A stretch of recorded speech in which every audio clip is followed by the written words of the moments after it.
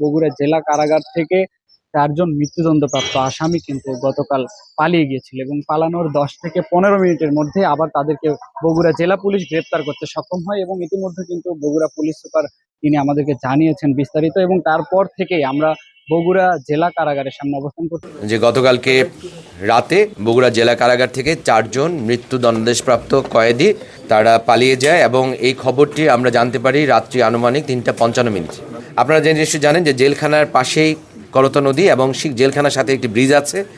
এই 4 জন যারা পলাতক মৃত্যুদণ্ডাদেশপ্রাপ্ত কয়েদি তারা জেলখানার সংলগ্ন যে ব্রিজটি সেই ব্রিজ দিয়ে পাড়ি দিয়ে তারা জেলখানার নদীর ওই পারে ওখানে চাষিবাজার এলাকায় তারা অবস্থান নেয়। কিন্তু আমাদের সদর ফাঁড়ির সাব ইন্সপেক্টর খোরশেদ তার নেতৃত্বে একটি দল তারা দ্রুততম সময়ে সেই জায়গায় তারা অবস্থান নেয় এবং তাদের এই 4 জনকে কিন্তু সেখান থেকে তারা গ্রেপ্তার করতে পারে। 5 স্টার রেটিং প্রাপ্ত বিএলডিসি টেকনোলজির Walton super saver ceiling fan 65% পর্যন্ত বিদ্যুৎ বিল সাশ্রয় করে আপনাকে রাখে প্রশান্তিতে। ওয়ালটন ফ্যান হাওয়া বদলে দেয়। আপনাদেরকে জানিয়ে রাখি, কয়েদিরা হলেন কুড়িগ্রামের ভুরুঙ্গামারী উপজেলার দিয়াডাঙ্গার নজরুল ইসলাম মজনু, নরসিংদীর মাধবদী উপজেলার ফজরকান্দির আমির হোসেন, বগুড়ার কাহালু পৌরসভার মেয়র আব্দুল মান্নানের ছেলে মোহাম্মদ জাকারিয়া ও বগুড়ার কুটুরবাড়ি পশ্চিম পাড়ার ফরিদ শেখ। মূলত এই 4 জন মৃত্যুদণ্ডপ্রাপ্ত আসামি বগুড়া জেলা কারাগার থেকে পালিয়ে যায় এবং এরপরে কিন্তু বগুড়া জেলা পুলিশ প্রশাসন তাদেরকে গ্রেপ্তার করতে সক্ষম হয়।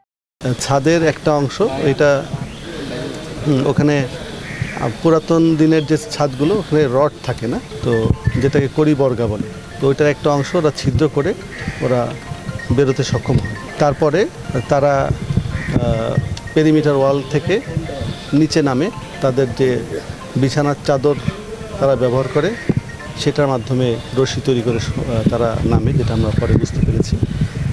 এবং সাথে সাথে কারাবিধি মোতাবেক সকল কর্তৃপক্ষকে ইমিডিয়েটলি অবহিত করা হয় এবং এখানের স্থানীয় এবং সকল পর্যায়ের পুলিশ প্রশাসন, আইন শৃঙ্খলা বাহিনীর সহায়তায় তাদেরকে আবার ইমিডিয়েটলি রাত ভোর 4:10-এর দিকে আইডেন্টিফাই করা সম্ভব হয়।